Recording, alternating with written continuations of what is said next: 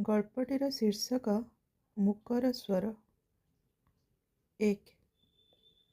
ମୁଁ ଶ୍ରାବଣୀ ନନ୍ଦ। ପଦାର୍ଥ ବିଜ୍ଞାନରେ MSc MPhil, ତାପରେ B.Ed M.Ed ଅନେକ ସାର୍ଟିଫିକେଟ୍ ଓ ଡିଗ୍ରୀଧାରୀ ଝିଅଟିଏ। ଶୁଣିଲେ ସମସ୍ତଙ୍କର ଆଖି ତରାଟିଯାଏ। ମୋତେ କିନ୍ତୁ ଏତେ ଡର କାହିଁକି ମାଡ଼ୁଛି ଯେ? ନିଜକୁ ବୁଝାଇଲି, ଏଇ ଧୈର୍ଯ୍ୟ ଧର। ଏତେ ସବୁ ପରୀକ୍ଷାରେ ପୁରା ଫାଷ୍ଟ ଡିଭିଜନ୍ ଗୁଡ଼ାଏ ନେଇ ଆସିଛୁ। କେତେ ସାର୍ଟିଫିକେଟ୍ ଥୁଆ ହେଇଛି ଘର ଆଲମାରି ଭିତରେ। ଆଉ ଏମିତି ଡରିଲେ ଚଳିବ ନା? ହଁ, ମୁଁ ଶ୍ରାବଣୀ ନନ୍ଦ। କାହିଁକି ଏମିତି ଦୁର୍ବଳମନା ଓ ଡରକୁଳି ଯେ? ପ୍ରାୟ ସବୁ ନାରୀ ତ ଏଇ ସାଧାରଣ ପରୀକ୍ଷାଟିକୁ କେଡ଼େ ସହଜରେ ପାସ୍ କରିଯାଆନ୍ତି। ଅଥଚ ମୁଁ କ'ଣ ପାଇଁ ଏତେ ଡରୁଛି ଯେ? ଡାକ୍ତର ଗତକାଲି ରାଉଣ୍ଡରେ ଆସିଲା ବେଳେ କହିଥିଲେ, ନର୍ମାଲ ଡେଲିଭରି ପାଇଁ ପ୍ରଥମେ ଚେଷ୍ଟା କରିବା। ଯଦି ନ ହେଇପାରିଲା ନାଇଁ, ତାପରେ ସିଜେରିଆନ୍ କରିବା। ବ୍ୟସ୍ତ ହେବାର କିଛି ନାହିଁ। ମୋ ସ୍ୱାମୀ ଆକାଶ ନନ୍ଦଙ୍କ ମୁହଁ ଏକାଥରକେ ଧପ୍ ଧପ୍ ହେଇ ଜଳି ଉଠିଲା। ଖୁସିରେ ନା ଗର୍ବରେ କେଜାଣି ମୁଁ ଜାଣିପାରିଲି ନାହିଁ। ମୋର ଜାଣିବାକୁ କୌଣସି ସ୍ପୃହା ମଧ୍ୟ ନଥିଲା। ତେବେ ମୁଁ ବି ତାଙ୍କୁ ଚାହିଁ ଅଳ୍ପ ହସିଲା ଭଳି କଲି।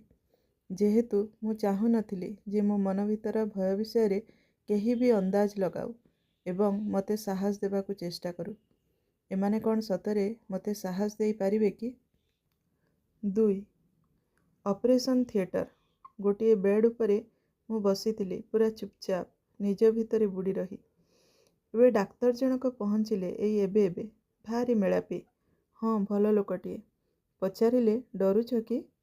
ଆରେ ମା, କିଛି ବି ଡରିବାର ନାହିଁ। ଆଜିକାଲି ସିଜେରିଆନ୍ ଡେଲିଭରି ଏକ ଅତି ସାଧାରଣ କଥା। କିଛି ଚିନ୍ତା କରନା। ତୋ କେସ୍ରେ ତ କିଛି ବି କ୍ରିଟିକାଲ ନାହିଁ। କିଛି ଅସୁବିଧା ହେବନି। ତୁ ଜାଣି ସୁଦ୍ଧା ପାରିବୁନି। ହଁ, ନର୍ସ ଝିଅଟି ବି ମୁଣ୍ଡ ଟୁଙ୍ଗାରିଲା ଡାକ୍ତରଙ୍କ କଥାରେ। ଆଚ୍ଛା, ଏଇଠି ଶୋଇପଡ଼ିଲୁ ବେଡ୍ରେ, ଆଖି ବନ୍ଦ କରିଦେ।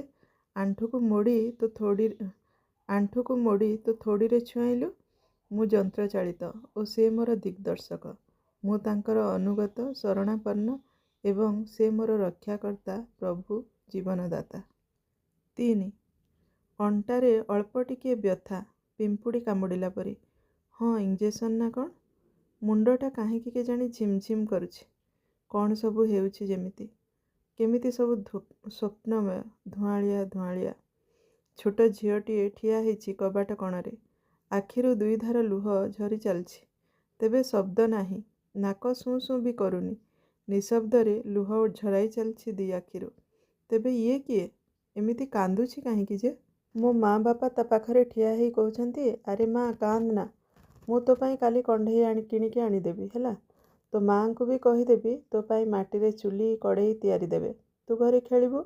ଭାଇମାନେ ଯେତେ ହେଲେ ପୁଅ ପିଲା, ସେମାନେ ଯେମିତି କ୍ରିକେଟ ବ୍ୟାଟ୍ ଧରି ବାହାରେ ଖେଳିବେ, ସେମାନଙ୍କୁ ମନା କଲେ ସେମାନେ କ'ଣ ଶୁଣିବେ? ତେବେ ତୁ ତ ମୋର ସୁନାନାକି ଝିଅ। ତୁ ମୋ କଥା ମାନିବୁ ନା? ହଁ, ମାନିବୁ ଯେ, ମୋତେ ଜଣା ଅଛି। ମୁଁ ପରା ସେଇଥିପାଇଁ ଝିଅଟିଏ ଖୋଜୁଥିଲି, ମୋ ଘର ପୁରି ଉଠିବ ବୋଲି। ଆରେ ବାପା ତ ମୋତେ ଠିକ୍ ଏମିତି ହିଁ କହୁଥିଲେ, ଯେତେବେଳେ ମୁଁ ଭାଇମାନଙ୍କ ପରି ଖେଳିବାକୁ ଯିବା ପାଇଁ ଜିଦ୍ କରୁଥିଲି। ତେବେ ଇଏ କ'ଣ ମୁଁ, କୁନି ଶ୍ରାବଣୀ ନନ୍ଦ? ବାପାଙ୍କ କଥାରେ ସବୁ ଅଭିମାନ ଭୁଲିଗଲି। ହଁ, ଆଖି ଲୁହ ପୋଛିଦେଇ ଡେଇଁ ଡେଇଁ ଚାଲିଗଲି ବାପାଙ୍କ ପାଇଁ ପାଣି ଗ୍ଲାସେ ଆଣିବାକୁ। 4. ପୁଣି ଧୂଆଁ, ସ୍ୱପ୍ନମୟ ସବୁ କିଛି। ତେବେ ପୁଣି ସେଇ ଶ୍ରାବଣୀ ନନ୍ଦ, ପୁଣି ଥରେ ମୋ ଆଖି ସାମ୍ନାରେ। ଏବେ ନୂଆ କଲେଜ ଯିବା ଆରମ୍ଭ କରିଛି ବୋଧହୁଏ। 2ଟି ବ୍ୟାଗ୍ ନେଇ ନୂଆ ଡ୍ରେସ୍ ଖଣ୍ଡେ ପିନ୍ଧି ମୁହଁ ଭାରି କରି ଠିଆ ହେଇଛି ମାଆଙ୍କ ପାଖରେ। ହଁ, ବଡ଼ ଭାଇ ବି ପାଖରେ ଠିଆ ହେଇଛି। ଭାଇ ମାଆଙ୍କୁ କହୁଛି, ମା, ତୁମ ଝିଅକୁ ବୁଝାଅ। କଲେଜ ପିକନିକରେ ଯିବା ପାଇଁ ଜିଦ୍ କରି ବସିଥିଲା। ମୁଁ ଘରକୁ ଯା ବୋଲି କହିଲାରୁ ଦେଖ ମୁହଁ କେମିତି ହାଣ୍ଡି କରିଛି। ମୁଁ କ'ଣ କିଛି ଭୁଲ କହିଲି କି? ସେ ଝିଅ ପିଲାଟା ପିକନିକ୍ ଯିବା ପାଇଁ ମନ ବଳାଇବା କ'ଣ ଠିକ୍? ମୁଁ ବଡ଼ ଭାଇ ହେଇ ତାକୁ ଆକଟ କରି କ'ଣ କିଛି ଭୁଲ କଲି କି? ମୁଁ ଯିବି ବୋଲି ସେ ବି କ'ଣ ଯିବା ପାଇଁ ଜିଦ୍ କରିବ? ମା ବୁଝାଇବାକୁ ଲାଗିଥିଲେ, ଆରେ ମା, ତୁ ବଡ଼ ହେଲୁଣି, ବାହାର ଦୁନିଆ ବଡ଼ ଖରାପ। ଭାଇ କିଛି ବି ଭୁଲ କହୁନି। ଏସବୁରେ ମନ ବଳାଇବା ଠିକ୍ ନୁହେଁ। ଯା, ଧୁଆଧୁଇ ହେଇପଡ଼, ଖିଆପିଆ କରିନେ। ତେବେ ପ୍ରତ୍ୟେକ କଥାରେ ଆକଟ। ବଡ଼ କଷ୍ଟ ହେଉଛି ସତରେ। କାହାକୁ କହିବି? କିଏ ବୁଝିବ? ନା ଥାଉ, ବରଂ ନିଜେ ନିଜକୁ ବୁଝାଇ ନେବା ହିଁ ଠିକ୍। ହଁ, ଚୁପ୍ ରହିବା ହିଁ ବୋଧେ ଠିକ୍। 5. ପୁଣି ଧୂଆଁଳିଆ, ଝାପ୍ସା। ସୁନ୍ଦର ଝିଅଟିଏ, ଯୌବନର ଦୁଆରରେ ଠିଆ। ଟିକିଏ ସ୍ୱାସ୍ଥ୍ୟବତୀ, ତେବେ ଅସୁନ୍ଦରୀ ନୁହେଁ। ମୁଣ୍ଡ ତଳକୁ ପୋତି କାନ ଡେରି କାନ୍ଥ ପଛପଟୁ କାହାର କଥା ଶୁଣିବା ପାଇଁ ଚେଷ୍ଟା କରୁଛି। ଆଖିର ଲୁହକୁ ଅନବରତ ପୋଛି ଚାଲିଛି। ଆରେ ଏ ଯେ ସେଇ ଶ୍ରାବଣୀ ନନ୍ଦ। ଆରେ ହଁ ତ, ତେବେ ମୁଁ କାନ୍ଦୁଛି କାହିଁକି ଯେ? କାନ୍ଥ ଆରପଟେ ମା ବାପା କଥା ହେଉଛନ୍ତି। ମା କହୁଛନ୍ତି ଝିଅକୁ କିଛି ନ ପଚାରି ଏମିତି ନିର୍ଣ୍ଣୟ ନେଇଯିବା କ'ଣ ଠିକ୍ ହେବ? ବାପା ପ୍ରତ୍ୟୁତ୍ତରରେ କହୁଛନ୍ତି, ଆରେ ମୁଁ ତା ବାପା, ଯାହା ନିଷ୍ପତ୍ତି ନେବି ତା ଭଲ ପାଇଁ ହିଁ ନେବି। ଝିଅ ପିଲାଟା କ'ଣ ଦୁନିଆ ଦେଖିଛି ନା ଜାଣିଛି ଯେ ତା ମତ ଓ ମନ୍ତବ୍ୟ ବୁଝିବା ଦରକାର? ବାପା ଘରକୁ ଆସିଥିବା କୁଣିଆମାନଙ୍କୁ କହୁଛନ୍ତି, ହଁ ବାହାଘର କଥା ପକ୍କା, ଆପଣ ଲଗ୍ନ ବାହାର କରନ୍ତୁ, ଆମର କୌଣସି ପ୍ରକାର ଅସୁବିଧା ନାହିଁ। ଓଃ, ଏଇଥିପାଇଁ ତେବେ ମୁଁ କାନ୍ଦୁଛି ଏମିତି? ତେବେ ତେବେ ବାପା ମୋ ସହିତ ଏପରି କଲେ କାହିଁକି ଯେ? ମୁଁ ଯାହାକୁ ଚିହ୍ନିନି କି ବିଲକୁଲ ବି ଜାଣିନି, ତା ସହ ସଂସାରଟିଏ ଗଢ଼ିବି କେମିତି? ମୁଁ ତ ମୋ ସାଥିରେ ପଢ଼ୁଥିବା ସେଇ ଡେଙ୍ଗା ଗୋରା ପିଲାଟିକୁ ଭଲ ପାଏ। ତା କଥାକୁ ବାପାଙ୍କୁ କହିଲିନି କାହିଁକି ଯେ? ନା ନା, ବାପା ଭୀଷଣ ଭାବରେ ରାଗି ଯାଇଥାନ୍ତେ। ସେ ଏଭଳି ଅପମାନ ଆଦୌ ବରଦାସ୍ତ କରିନଥାନ୍ତେ। ସମାଜ ଓ ସମାଜର ଲୋକମାନେ ହସିଥାନ୍ତେ ତାଙ୍କ ଉପରେ, ତାଙ୍କ ଆଦର୍ଶ ଉପରେ।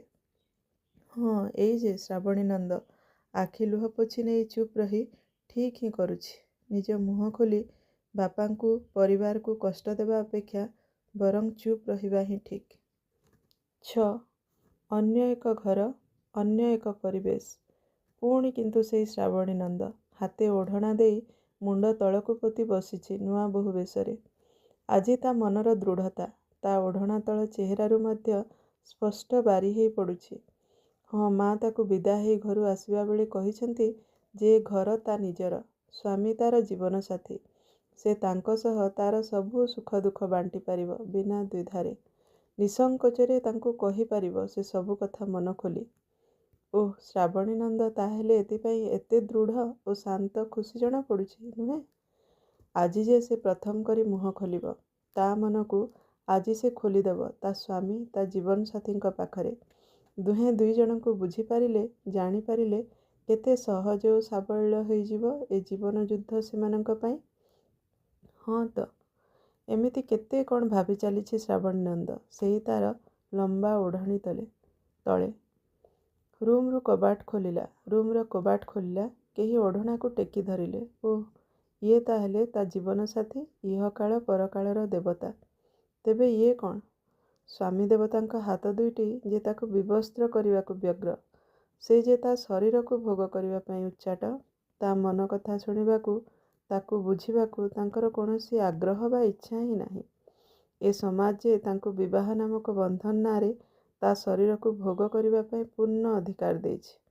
ସେ ଯଦି ତାଙ୍କୁ ଅଧିକାରକୁ ଉପଭୋଗ କରିବାକୁ ଚାହୁଁଛନ୍ତି, ତେବେ ତାଙ୍କର ଭୁଲ ରହିଲା ବା କୋଉଠି? ଏବେ ଶ୍ରାବଣୀ ନନ୍ଦ କ'ଣ କରିବ? ଓଃ, ଶ୍ରାବଣୀ ନନ୍ଦ ଚୁପ୍ ରହିଲା ପ୍ରତ୍ୟେକ ଥର ଭଳି। ନିଃଶବ୍ଦରେ ସ୍ୱାମୀ ଚାହୁଁଥିବା ଶରୀରକୁ ଟେକିଦେଲା ତାଙ୍କ ପାଖରେ। ହଁ, ସେ ବୋଧହୁଏ ଠିକ୍ ହିଁ କଲା। ତା ମନ ଦରଜାକୁ ବନ୍ଦ ରଖି ସେ ଖୁବ୍ ଭଲ କଲା। ଏମିତି ଜଣକର ଅନିଚ୍ଛା ସତ୍ତ୍ୱେ ସେ ତା ମନ ଖୋଲି କହିବା କ'ଣ ଠିକ୍ ହେଇଥାନ୍ତା? ବରଂ ଚୁପ୍ ରହିଲା, ବହୁତ ଭଲ କଲା। 7. ସେଇ ଶ୍ରାବଣୀ ନନ୍ଦ। ହଁ, ଏବେ ସେ ସେଇ ନୂଆ ଘରଟିରେ ସମସ୍ତଙ୍କୁ ଆପଣା କରିବା ପାଇଁ ପ୍ରାଣପଣେ ଉଦ୍ୟମ ଚଳାଇଛି।